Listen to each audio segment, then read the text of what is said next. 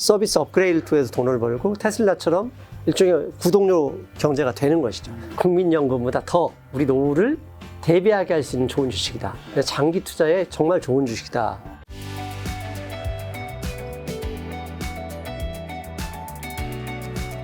오늘 책은 투자의 감각편입니다. 돈이 되는 종목은 늘 우리 가까이 있다. 뭐 어떤 의미일까요? 뭐 피터 린치의 말씀도 생각나는 것 같기도 하고.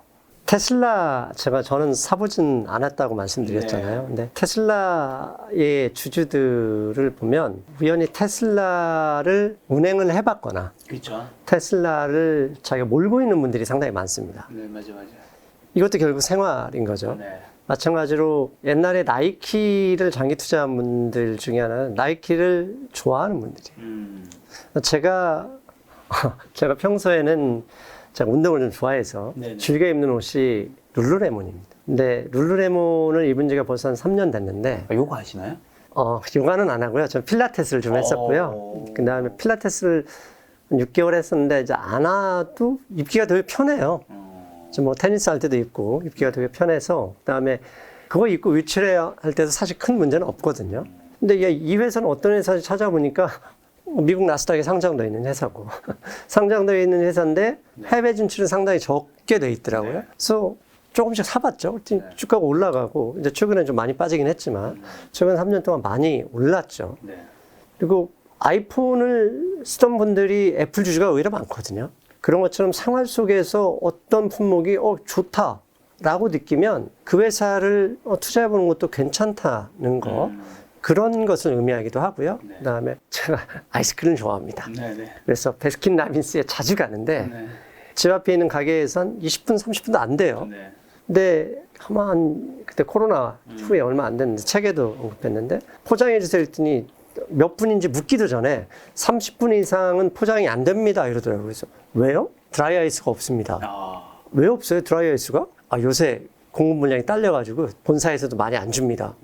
이거 뭐지? 하고 집에 와서 검색을 하니 드라이 아이스 공급 부족이에요. 드라이 아이스는 어디서 만들지 해보니까 태경 케미칼이라는 회사가 있더라고요. 주식을 샀죠. 당연히 오르죠. 그런 것처럼 생활 속에서 조그만 이 호기심만 발휘하면 충분히 종목을 찾아낼 수 있다고 생각을 합니다. 생활 속에서 우리가 좀 잘 찾아온 보석이 있을 수 있다. 그럼 생활 속에 사실 우리가 또 뉴스도 많이 접할 텐데 뉴스와 이슈 속에 숨은 팩트를 파악해서 돈 버는 방법도 있다고요? 뉴스만 믿고 사면은 마이너스입니다.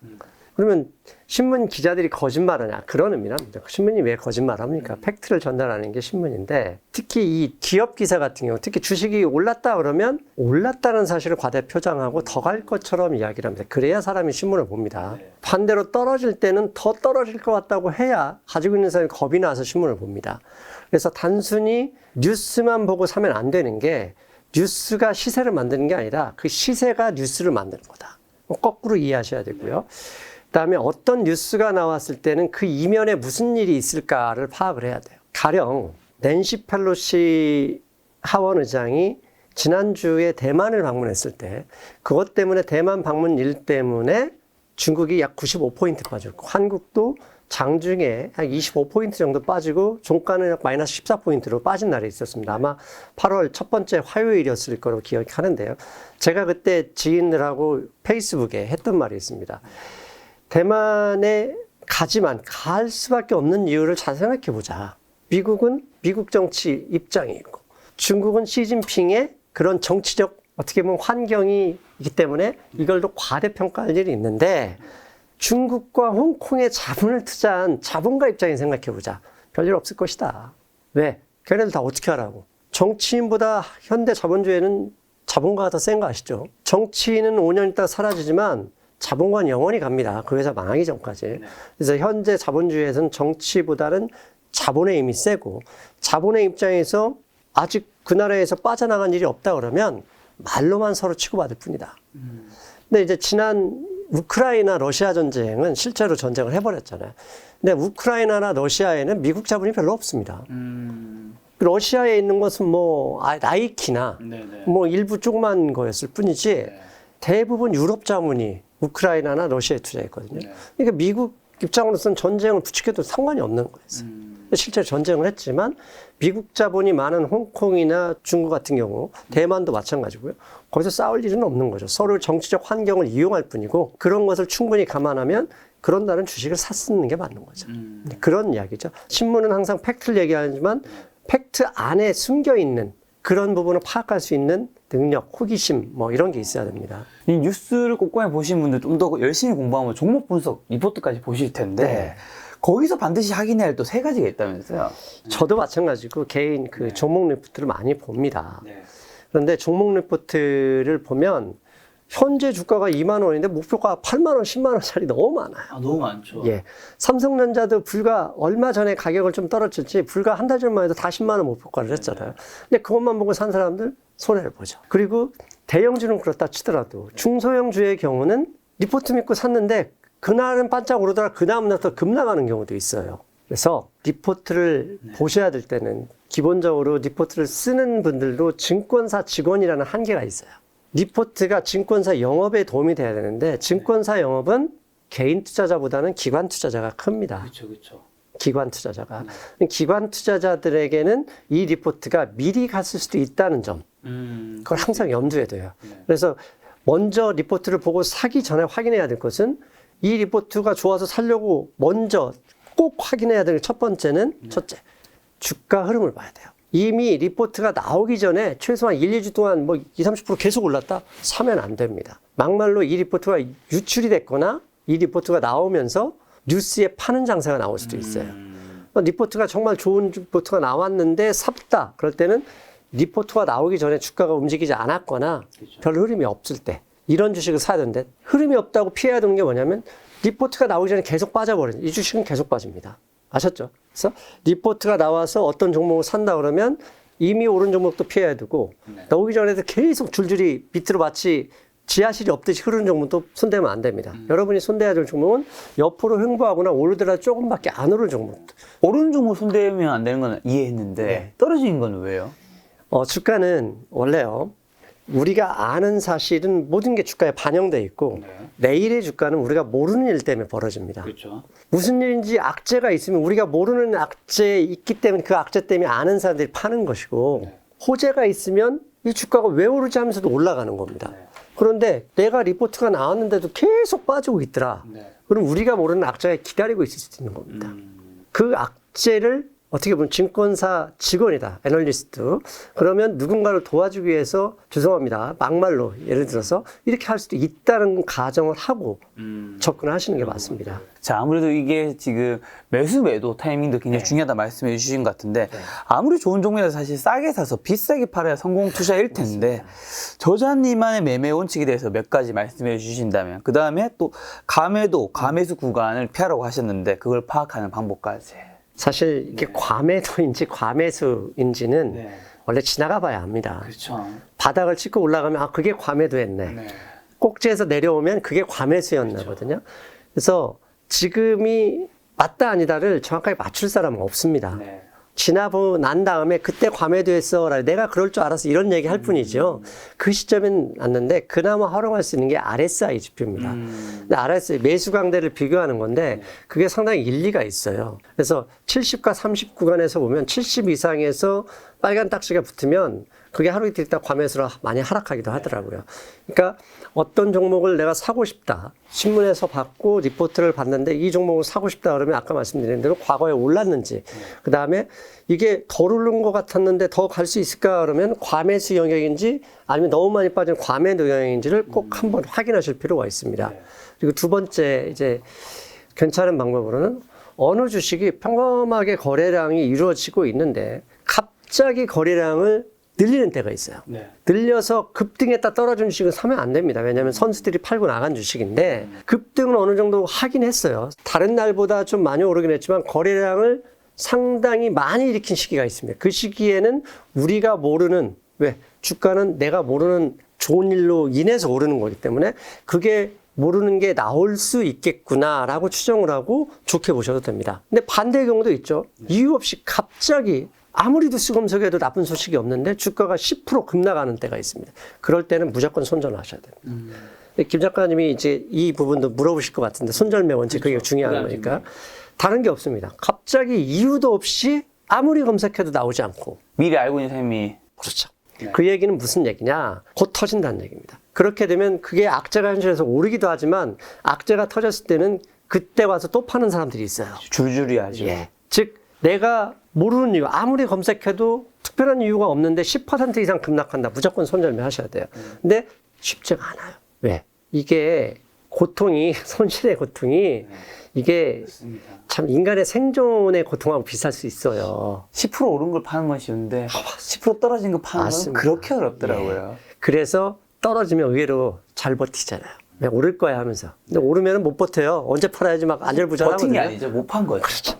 즉 그럴 때 이유 없이 갑자기 어느 날 10% 그냥 그날 당일이에요. 맨날 조금씩 빠지는 건 버틸 수 있지만 10% 빠진다 그러면 악재가 조만간 나온다 생각하시고 단 10%라도 단 50%라도 꼭 손실을 줄여버려야 됩니다. 그러니까 포지션을 줄여야 됩니다. 지금 손절매 얘기해 주셨다면 네. 그러면 이제 올라갔을 때 네. 법으로 유혹을 좀 피하기 위한 방법도 있을까요 혹시? 그러니까 내가 올라갔을 때 가지고 있으면 사실 걱정할 게 없습니다. 없죠. 예. 그런데 문제는 여기서라도 들어가야 되나? 이제 그때가 걱정이거든요. 그러면 사실 고점에서 매매량이 상당한 이유는 나는 떨어지기 전에 빠져나올 수 있다는 자신감이에요. 아, 그렇죠, 그렇죠. 예. 그런데 간단합니다. 높이 올라갔을 때 떨어지면 죽을 수도 있어요. 네, 맞아요. 나는 떨어질 때 영화에서처럼 나뭇가지 잡을 수 있다. 아, 거의 불가능하죠. 예, 어렵습니다. 1000명에 1명 그 정도 나오는데요. 네, 네, 네. 영화 주인공만 나옵니다. 네. 예, 되도록이면 사는 방법이 안전하게 가는 것이고 거기서 1% 먹느니 잠 편히 자는 게 나을 것이다. 그렇게 저는 생각하는 게 네. 그런 버블을 피하는 방법이라고 생각합니다. 네. 자, 요즘 국민주들이 사실 줄줄이 네. 이제 반토막 났는데 네. 특히 삼성전자를 하이닉스에 이제 찍힌 이제 개미분들도 좀 많으시잖아요. 네. 향후 이 종목들의 전망과 관련해서 반드시 확인해야 될 지표 혹시 있을까요? 사실 삼성전자나 하이닉스 최근에 아마 2달 전쯤 마이크론 테크놀리지가 네. 실적을 발표하면서 실적이 나쁜 실적이 나왔어요. 그래서 가이던스도 낮췄어요. 그런데 얼마나 실적이 나빠졌는지 별로 나쁘지도 않았는데 마이크론 테크놀리지 주가가 45% 빠졌어요. 연초보다. 삼성전자도 주가가 40% 10만 원 대비 40% 빠졌지만 그러면 간단하게 해서 실적이 40% 빠졌냐? 안 빠졌어요. 실적은 오히려 더 좋아졌어요. 그런데 뭐가 문제냐? 그럼 디램 가격은 왜 빠지냐? 디램 가격은 채찍 효과라는 게 있습니다. 그러니까 소비자 여기 있고 소매상, 도매상, 제조업체가 이렇게 있죠. 그런데 사실 물건을 이 디램을 판매하는 생산하는 양은 거의 정해져 있는데 문제는 가격을 좋게 생각하면 도매업자, 소매업자가 재고를 늘림으로써 이익을 극대화하려고 합니다. 그래서 만약에 여기에서 이 최종 소비자가 수요가 아주 조금만 줄어도 채찍이 딱 건드리면 여기서 이만큼 해도 마지막에 이만큼 벌어지잖아요. 도매와 소매를 거쳐서 제조업체까지 영향을 미치는 파급 효과가 커요. 네. 실제로 생산량은 이만큼 차이가 안 나는데 그게 주가에 영향을 돼요. 그래서 그런 채찍 효과에 의해서 제조업체가 갑자기 주가가 떨어지는 시기는 대부분 바닥일 때가 높아요. 왜? 실제로 판매량, 재고량 때문에 차이지 큰 차이는 없거든요. 그런데 삼성전자와 마이크론은 그날부터 주가가 올라가기 시작했어요. 근데 삼성전자와 하이닉스는 채찍 효과 때문에 그걸 경험하고 올라갈 줄 알았는데 잠깐 올라가다가 다시 밀리고 있잖아요. 그건 치포 때문에 그렇습니다. 치포. 왜? 미국이 우리끼리만 장사하자잖아요. Building ourselves예요. 그냥 우리 동맹국끼리만 장사하자. 그런데 한국은 미국 동맹이지 중국하고는 동맹이 아니죠. 한국이 해방된 것에 미국에 큰 도움이 있었고 지금도 미국이 전 세계에서 탑1이기 때문에 미국을 무시할 수가 없습니다. 없죠. 그런데 문제는 우리나라 경제 규모에서 차지하는 비중, 수출의 25%는 우리는 중국이에요. 근데 이 중국이 대부분 중국에서 소비되는 것도 있지만 때문에 또 여기서 해서 미국으로 간단 말이죠. 근데 미국의 입장에서는 니네 웬만하면 중국에 디램 파지 말라. 그러면 한국 하이닉스와 삼성전자는 어떻게 하냐 이거죠. 중국에 공장까지 있는 마당에. 이 부분의 우려가 어떻게 해소될지의 싸움을 한다고 봐요. 네. 그러니까 회사가 아주 나빠지는 게 아닌데 지금 이 치포 동맹 때문에 혹시나 삼성전자, 하이닉스, 중국 공장 다 그냥 손 떼고 나와야 되는 거 아닌가? 혹시 중국하고 아예 반도체 못 팔게 하면 어떡하지? 이런 우려감이 있는 거거든요. 근데 저는 그건 좀 과도한 우려 측면이라고 봐요. 왜? 아무리 미국이라도 한 기업을 망하게 할 수는 없는 거 아닙니까? 그럴 수 없기 때문에 다만 그 우려감이 불확실성으로 존재하고 증권시장은 악재보다는 불확실성이 무섭거든요. 그래서 불확실성이 해소될 때까지는 어쩔 수 없습니다. 죄송한데 삼성전자는 그나마 배당이라도 하고 하이닉스의 경우에도 어차피 반도체가 지금 사물 인터넷이 나오는 세상에서 줄어들 방법은 없거든요. 더 필요하면 필요한데 다만 기대 심리, 이런 외부 요건에 의해서 기대 심리만 나빠졌으니 이 부분은 참아내시는 방법밖에 없습니다. 지표가 어떻게 될지 우리가 기다려봐야 된다. 네. 아마 이 질문을 위해서 오늘 이제 저자님 모신 거일 수도 있을 텐데 2024년 네. 투자 아이디어에서 유망 종목 2개 이제 책에서 꼽아주셨는데 그 종목이 뭐고 그 종목 추천하신 이유 뭘까요? 네. 시황이 뭔가요? 네, 한 종목은 KT고요. 한 종목은 KT. 현대차였습니다. 네. KT를 왜 좋게 보냐면 첫째, 배당을 많이 합니다. 네. 작년에 KT가 주당 1,900원을 했습니다. 네. 현재 주가가 38,000원에 1년에 1,900원이면 약 5%가 넘는 돈이죠. 그러니까 배당을 많이 하고, 두 번째는 KT가 과거에는 유선, 무선 전화회사 있잖아요. 지금은 사람을 대체하는 서비스 회사가 되어버렸습니다. 가령 웬만한 식당에 가면 요새 서비스 로봇 있죠. 그게 다 전화기인 데는 알고 계시죠. 로봇이 우리가 영화에서 보는 거죠. 깡통 로봇이 스스로 움직이는 게 아니라 서버와 통신을 통해서 움직입니다. 거기 전화기 모듈이 다 들어가 있어서 한 대당 전화요금을 다 냅니다. 그리고 두 번째, KT가 요새 광고하는 AI 서비스든 뭐든 이런 얘기 아니야. 전화 대신 받아주고 이게 뭐냐? 사람을 대체하는 업무를 케이스가 대신해 주는 겁니다. 이것도 다 서비스 통신 요금입니다. 그러면 간단합니다. 앞으로 이 사람을 대체하는 서비스 무인 로봇은 줄어들까요? 늘어날까요? 늘어나죠. 당연히 늘어납니다. 얼마 전에는 식당에서만 보이던 서비스 로봇이 최근 광고를 보면 병원에서 광고를 보면 환경 가령 뭐라고 하지? 청정 소독하고 다니는 계속 그런 분야는 늘어나게 되는 거죠. 그게 계속 전화기 사용량이 나가고요. 두 번째, 요새 웬만한 식당이나 그 공장 보면 사람을 못 구합니다. 그렇다는 얘기는 KT가 서비스하는 이런 사람을 대체하는 무인화 서비스는 계속 증가할 가능성이 있다. 왜? 사회가 고도화될수록, 고령화될수록 이 KT가 하고 있는 서비스 산업은 계속 조금씩 늘어난다. 그리고 앞으로는 사물 대 사물끼리 이것도 전화기끼리 통신하는 거거든요. 아이패드끼리 통신하는 거 비슷한 건데, 이렇게 된다 그러면 KT는 과거에 우리가 얘기하는 유틸리티라고 하는 방어주천이 아니라 테슬라와 같은 성장주로 볼 수도 있다. 거기에 주당 평균 작년 기준으로 1,650원을 배당을 했는데 이만한 주식이 어디 있느냐.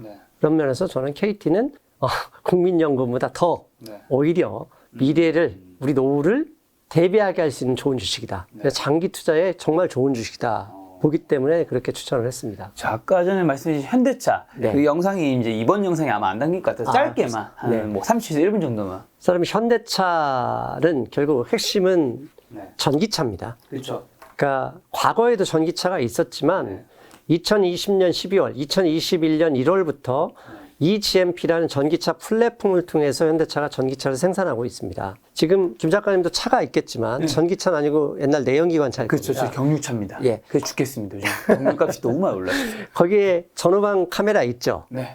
전후방 카메라 있는데 그게 해상도 혹시 알고 계십니까? 모르는데. 뭐 높진 않겠죠? 예. 해상도 낮습니다. 네. 지금 현재 수백만 화소가 나와 있는데 기껏해야 100만 화소가 아니라 몇만 화소밖에 되지 않습니다. 그러면 왜 우리 내연기관차에 화소가 그렇게 낮은 카메라를 쓰는지 알고 계십니까? 차값이 비싸지니까 그런가요? 그것도 있어요. 그것도 있는데 더 중요한 얘기는 내연기관차 안에 배선이 구리선입니다. 구리선으로 지가 아무리 속도를 낼 수 있겠습니까? 못 내요. 과거에 eGMP라는 그 전기차 플랫폼으로 생산하기 전에 차는 내연기관차를 조잡해서 만든 일종의 그냥 죄송한 얘기입니다. 구닥다리 전기차였어요. 그래서 그 안에 테슬라처럼 데이터를 주고받거나 불가능한 거였어요. 그런데 이 전기차 플랫폼을 나오는 차들은 그걸 생각해서 나온 플랫폼입니다. 거의 찍어내듯이 안에 배선까지 광 케이블로 연결될 수 있는 그런 거예요.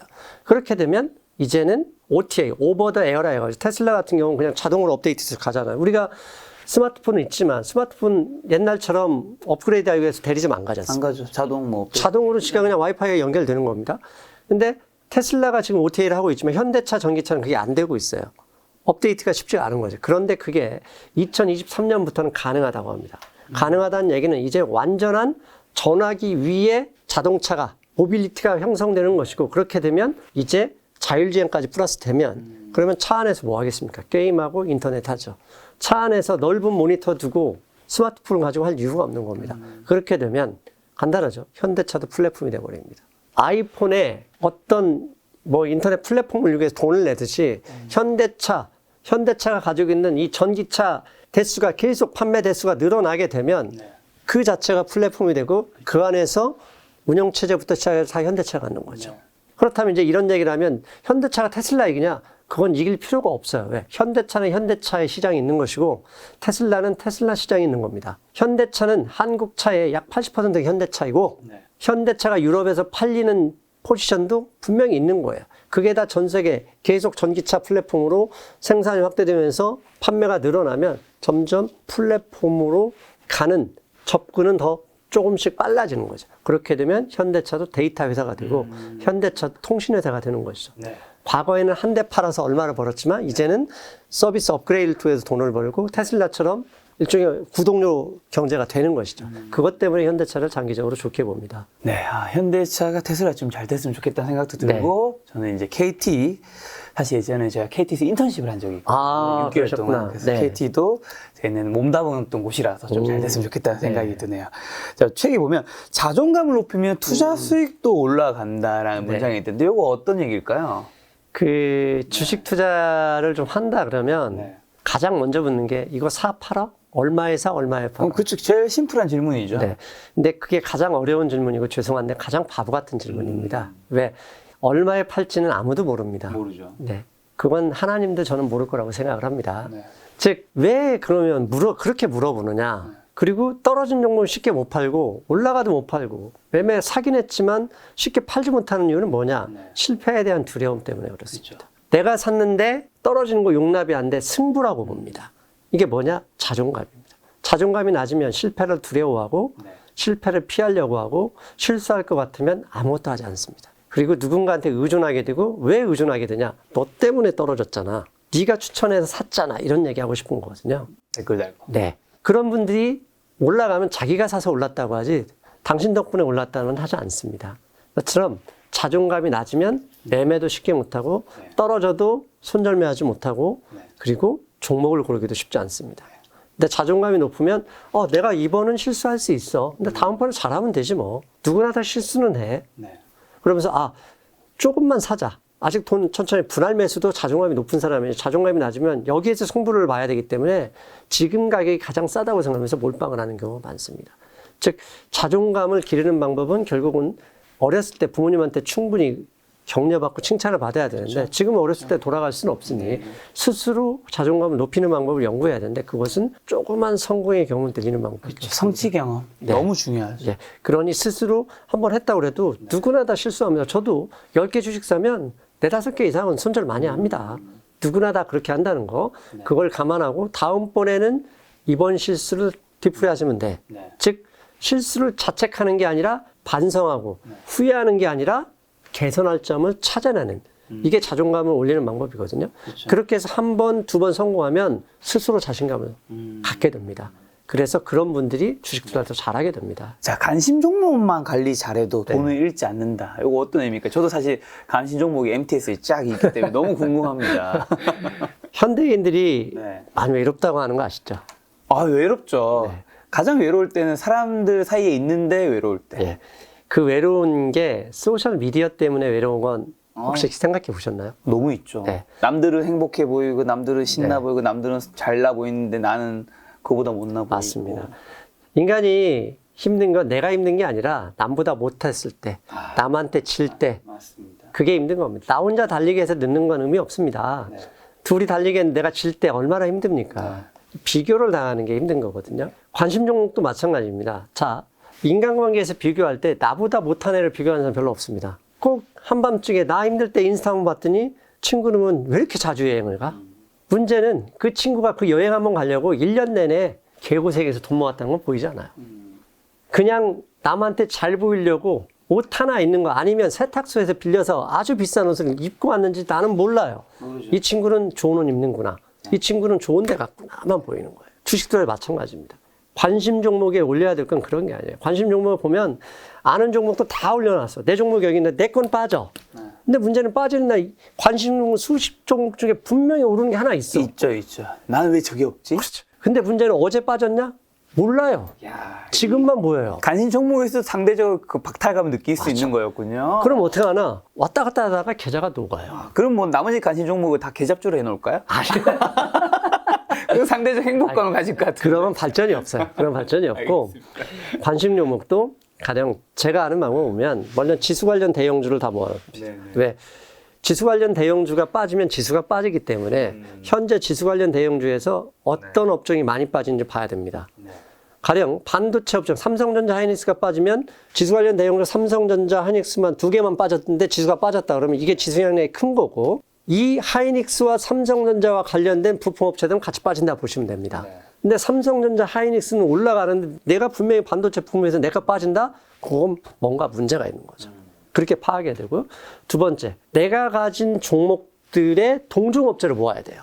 왜? 내 거 올라갈 때 좋아하는 게 아니라 동종업종이 같이 올라가면 이 업종에 테마가 붙은 거니까 다른 업체가 주가가 빠질 때까지 기다려서 매매를 할 수 있어요. 샀다면 끝까지 버틸 수가 있는 거죠. 반대로 다른 내 동종업종은 다 오르는데 내 것만 안 오르고 이것도 마찬가지예요. 내 회사에 뭔가 있구나. 그러면 매매를 하시면 안 되거나 파셔야 되는 경우도 있어요. 이렇게 구체적으로 필요한, 그 다음에 다른 업종은 내가 어떤 업체를 보고 있다. 가령 KT를 나 관심 있게 봐. 그러면 KT의 동종업체를 모아놔야 돼요. 이 동종업체가 함께 움직일 때는 KT도 앞으로 올라갈 힘이 더 세진다는 거니까 그때 매수를 할 수 있는 거거든요. 근데 단순히 내가 A라는 종목 올려놓고 필요도 없는 거 남들한테 들었던 얘기 뭐 관련도 없는 거 척 모아놓고 아 이거 샀어야 돼 저거 샀어야 하다 보면 계속 죄송한 얘기인데 실수를 반복하게 됩니다. 그런 식으로 이제 간신 종목을 좀 정리하면 좀 좋을 것이다. 네. 그리고 네. 마지막 하나 더 파신 종목은 네, 보지 마라. 관심 종목 삭제하셔야 돼요. 제가 가끔 주식을 할 때는 연애하듯이 해야 된다. 네. 팔았다는 얘기는 헤어진 거잖아요. 네. 헤어졌으면 깨끗하게 그 여자의 행복을 빌어줘야지. 꼭 술만 마시고 문자 보내고. 술만 마시면 왜 전화를 하냐고요. 팔았으면 내 주식을 산 사람도 먹었으면 좋겠다라고 따뜻한 마음 갖고 관심 종목에서 삭제해야 실수하지 않습니다. 뭔가 제가 좀 찔리네요. 과거의 추억들이 떠올라서.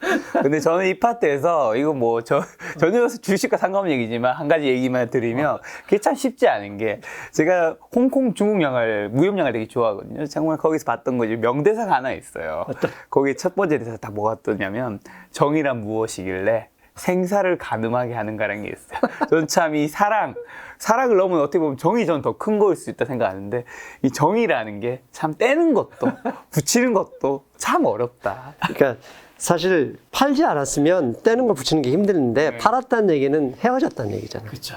헤어졌다는 얘기는 나도 다른 대안을 찾는 것이고 그녀도 다른 대안을 찾을 기회를 줘야 되거든요. 알겠습니다. 세상의 모든 솔로분들 얼른 빨리 찾기 바라고요. 연말이 다가오고 있습니다.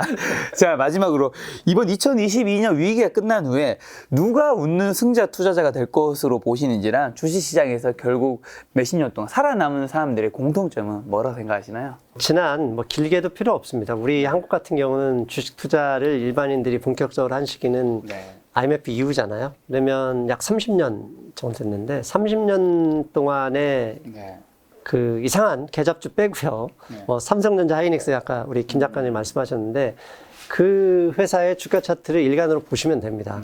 주가라는 건 오르락 내리락 합니다. 아무리 사랑하는 사이라고 하더라도 자주 말다툼하고 싸우는 것처럼 주가는 회사와 상관없이 지수가 나쁘거나 뭐 가령 러시아가 미사일 한 방 팡 쏘면 오르고 내리고 알아서 팔거든요. 그런 것처럼 오르락 내리락 하지만 결국은 경제, 신용화폐 시스템의 자본주의 경제는 통화량이 늘어야 유지되는 시스템이고 통화량이 늘어나면 부동산도 오르고 주가도 결국은 올라간다. 그러면 떨어졌다가 올라가는 종목은 아까 말씀드렸듯이 가장 먼저 지수 관련 대형주부터 올라간다. 그 믿음 갖고 기다리시면 됩니다. 다만 최근에 메모리 반도체의 이 치포 논쟁, 미국과 중국의 갈등, 이 문제가 해소가 돼야 하겠지만 해소가 되죠. 왜? 미국하고 일본도 걔네 폭탄대고 싸울 수는 없지 않습니까? 결국은 다 정치적 이유 때문에 그런 것이니까 한 10월 정도만 중국의 시진핑이 다시 집권하는 게 결정이 돼버리면 의외로 쉽게 다 결론이 날 수 있다고 보고요. 그다음에 굳이 하이닉스나 이 삼성전자가 아니더라도 내가 신용으로 빌린 돈, 대출로 투자한 게 아니다. 이렇다면 결국 회사가 좋다. 그러면 그 회사를 충분히 연구했다. 네. 어디서 카더라는 소식이 아니었다면 믿고 기다리시면 됩니다. 네. 왜? 정말 사랑한다면 그녀도 잠깐 싸웠다고 친정에 갔다고 영영 안 오냐? 돌아옵니다. 언제 안 오냐? 맨날 취업 패니까 술 먹고 짜증 부리니까 안 나올 수도 있는데요. 그런 게 아니고 나 괜찮다 그러면 돌아옵니다. 믿고 기다리시면 됩니다. 네, 오늘이 투자의 양인지 사랑의 양인지 잘 모르겠지만 오늘은 이제 투자의 감각 요 책을 토대로 이제 저자님과 많은 이야기 나눴는데요. 많은 이제 개인 투자자분들에게 마지막으로 하고 싶으신 말씀이 있다면. 투자를 정말 잘하는 분들을 찾아보면 전업 투자자보다는 직장이 안정되거나 일을 열심히 하는 분들이 많습니다. 근데 그런 분들은 굳이 신문에 나오지 않죠. 어떤 분들이 나오죠? 10,000명에 1명 있는 뭐라고 하죠? 큰손 슈퍼게임. 슈퍼개미. 10,000명에 1명입니다. 그런 분들. 그리고 또 하나 기억하셔야 될 게 돈 번 사람이 나 돈 많이 벌었다 얘기하지 않습니다. 그렇게 얘기하는 사람은 대부분 그걸 가지고 여러분들의 돈을 노리는 사람들이에요. 인간은 돈 벌었을 때 항상 돈을 뺏기지 않기 위해서 감춥니다. 아니면 어떻게 돈 벌었다는 자랑하냐? 기부를 하거나 사회적으로 어려운 일을 도와주는 것으로 하는 겁니다. 그러니 돈 많이 벌었다라고 여러분 친구나 주식투자 하는 분들이 있다면 제가 볼 때 99% 거짓말이다 보시면 됩니다. 그리고 아까 다시 말해서 그러면 왜 일 열심히 하는 사람들, 자기 소득이 확실한 사람들이 버느냐? 사놓고 그냥 일하고 있고 잊어먹고 있기 때문이에요. 사실 지금같이 하락장에서는 안 보고 있으면 안 팝니다. 근데 보고 있으니까 눈이 나를 자꾸 힘들게 하거든요. 뇌가 자꾸 팔게 하는 거예요. 뇌라는 건 내가 지는 거, 힘들어하는 걸 못 버티면서 계속 나를 정리하라고 합니다. 그리고 나서 정리하면 책임져 주지 않아요. 손실은 나만 보는 거예요. 뇌는 내 안에 있을 뿐 내 삶하고 전혀 관련이 없어요. 내가 배고프다고 내가 그런 거 관련이 없단 말이죠. 지금 하락장 힘듭니다. 하지만 일 열심히 하시면서 그 주식 그러니까 빌린 돈이나 나쁜 주식이 아니고 충분히 고민하고 연구했다. 그럼 믿고 기다리시면 됩니다. 결국 올라갑니다.